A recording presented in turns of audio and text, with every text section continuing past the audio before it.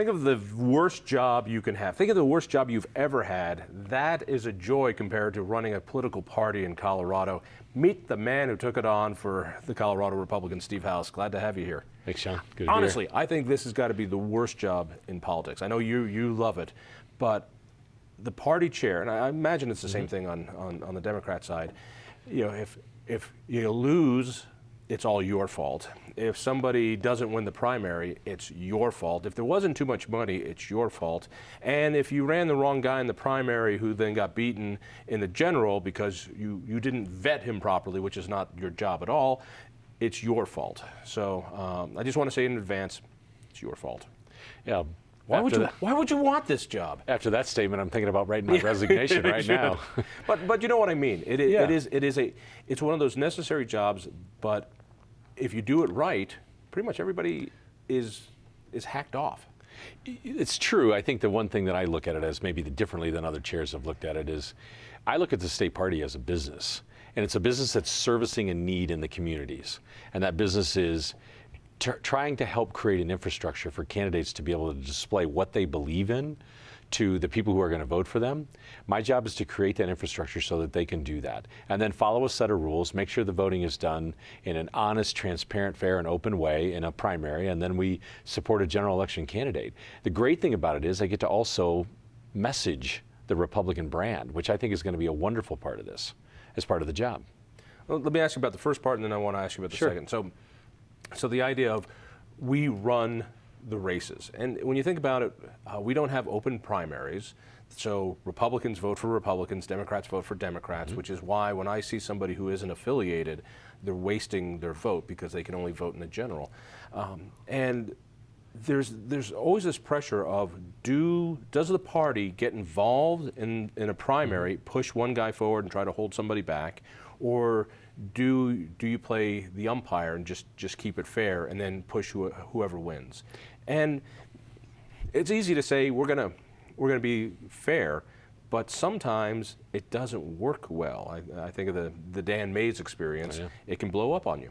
And then everybody says, why didn't you vet that guy? I think that has been a significant problem with the party, but I also think that if you really set the party up right and you stay focused on the things you need to focus on, which is who are the voters, what do they care about, where are they, who votes, who doesn't vote, and then you make that playing field sort of a fertile ground for candidates to step into, the best candidates will rise to the top. Today, we make candidates do it all on their own. I mean, there's some data process that goes on within the state party that's helpful, and within the RNC it's helpful. It's just not anywhere near what it needs to be competitive with the Democrats. And I think once we do that, great candidates will rise up in every primary situation on their own, and we won't need to mess around with it. Is there... There's been talk about changing the primary system. That is to perhaps have open primaries, to do something. The thinking being that primaries, you usually get more hardcore conservatives, sometimes hardcore social conservatives, and people who aren't going to be able to win in the general. Now the same thing happens on the other side. The thought being was, well, how do you change that so you get this is the terrible word, someone more palatable in the general? Do you think we ought to move towards an open primary system, or do you like what we have? I actually like the caucus process fairly well. I think we need to execute it better. We need to get more people involved in it like they do in states like Iowa and New Hampshire and other areas. I think the question mark that the legislature is going to have to deal with here shortly is, should we have a presidential primary? Because the bigger issue with the presidential primary is we've got almost 1.1 million unaffiliated voters. If you had a presidential primary and you retained the caucus system, those unaffiliated voters would likely have to choose sides in that scenario. So open primary, no. I think you need to be affiliated with a party so that you can choose the party's nominee based on your basic principles and beliefs, as a voter. But the idea of potentially having a presidential primary is something we're going to be debating here very quickly. Talk about the other side. Advertising for Republicans. Now, talk about trying to market new Coca-Cola. This has always been a problem for Republicans. And I'll take one shot at it because it is a big tent.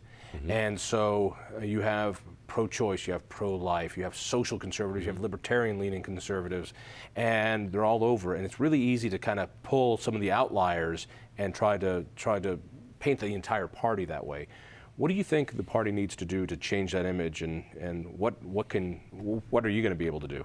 I think that the Republican Party has to create a preference for the brand in general, rather than rely strictly on letting candidates get into races and define it. I think people do not understand what it means to be a conservative, and I think in reality they don't know how being a conservative connects to them individually.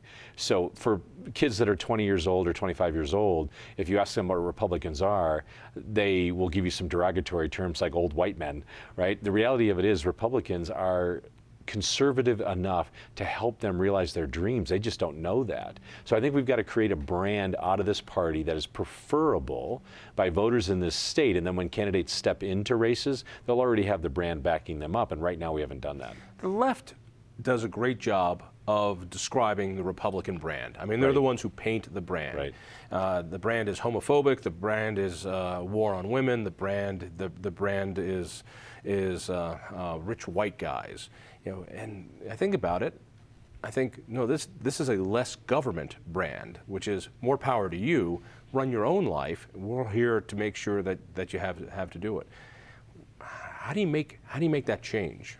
Because if polling is right, the growing level is unaffiliated. That people on both sides are saying, forget this, pox on both your houses. We're going to become unaffiliated.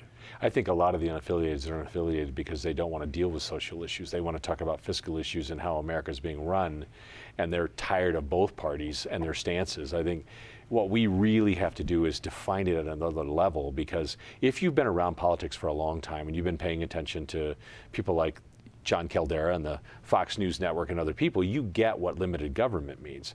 If you're 30 years old and a late stage Gen Xer and you look at it and go, I don't really understand what limited government means, so the Democrats are for taking care of everybody and the Republicans are for something I don't understand.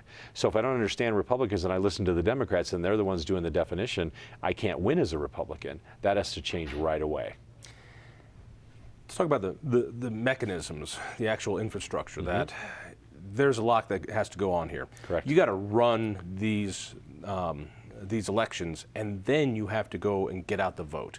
So you got to take care of Republicans during a primary, and then you've got to reach out to unaffiliateds after that. What needs to change in the party from your point of view? Well, clearly, today, if you look at the demographics, there are 5 voting generations alive today. The builders are silent generation, the baby boomers, which is where I'm at, the Gen X generation, the millennials, and the Gen Z. And a lot of people group the Gen X all the way to the Gen Z into one digital generation. Listen, anybody under 45, they're all one group to me, one big group. I hate them all. Right, they're all young and they're all young rising and have to hair. power. Yeah. And I think if you go back to 1959 and 60, when the rise of John F. Kennedy against Nixon, Nixon was a very qualified candidate to be president back then, and Kennedy was less so. But that generation was growing up into power. And I think if you don't communicate differently to those 5 generations, you're not going to make progress. We tend to communicate fairly well to the builders and the baby boomers, but nobody else. The Republican Party's got to create the mechanism to communicate with them first. Would a good analogy be more like how marketing is being done now? There used to be mass market. You put your ad on the Super Bowl, hope everybody sees it. Now it's Pandora. I'm going to go to you. I'm going to use a Facebook page to go to you. Exactly. Do you think Republicans have the savvy to be able to do that? Because it's a different game than we've ever played. We have to have the savvy. I think we can hire the savvy. We're already looking at it at the Colorado level, because the reality of it is a 25-year-old's not going to open direct mail. They're probably not going to open email. They certainly aren't going to watch TV ads. So we've got to get to them at the place where technology meets them directly, and we haven't done that, but that's a big part of the plan. That story I heard was during the election, now that we have all mail-in ballots, I've heard from 3 different people that their kids called them up, voting age kids, and said, Dad, where do I get a stamp? Yeah, exactly.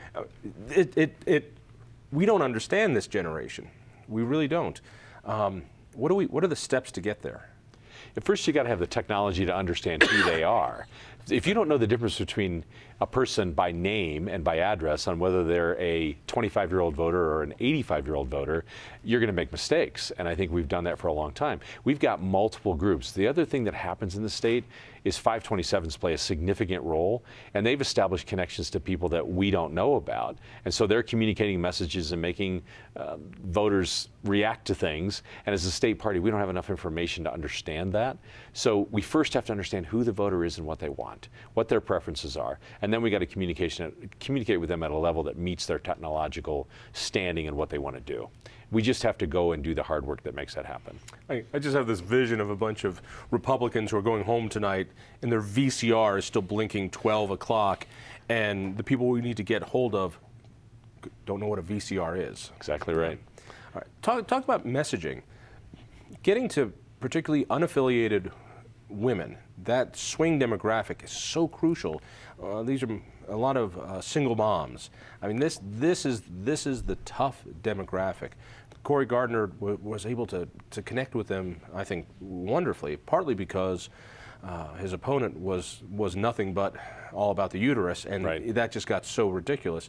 And Cory was a likable guy. How does the Republican message ever get sold to that demographic? It starts out with attitude. If we look at the studies that were done post the 2014 election, Bob Beaupre lost the governor's race by losing 18 points to John Hickenlooper on the women you're describing.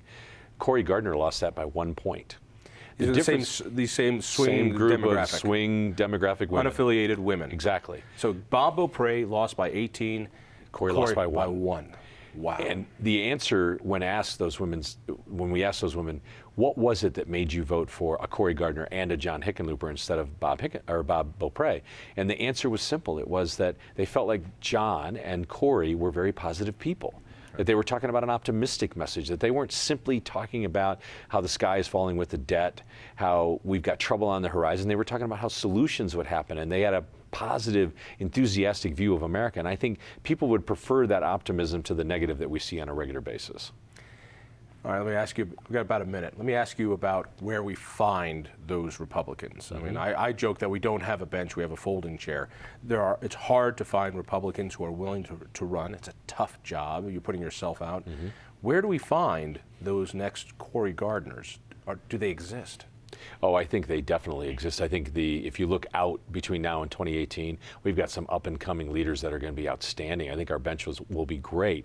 Will we have them all that we want in 16? I don't know if we know that yet, but I certainly think the Gen Xers that were born in the late 60s, early 70s, there's a lot of them on the rise. There's some great people in statewide offices today. There's some great people rising up through our legislature and through our county commissioner ranks that are really going to be outstanding leaders and compete and win, I believe, in the Republican Party here over the next 4 to 6 years. Real test will be, can we hold the state Senate? Can we win the state House? And what about that U.S. Senate seat? Well, the U.S. Senate seat's going to be a tough seat because Michael Bennett's not an unpopular guy. The real test is how do we get to 2020 in power? People want to get hold of you. It's Colorado GOP, Colo GOP. That's exactly right. COLO GOP. Steve, thank you. Good luck. John. It's going to be fun. Listen for me on the radio. Tell a friend. We'll see you next week.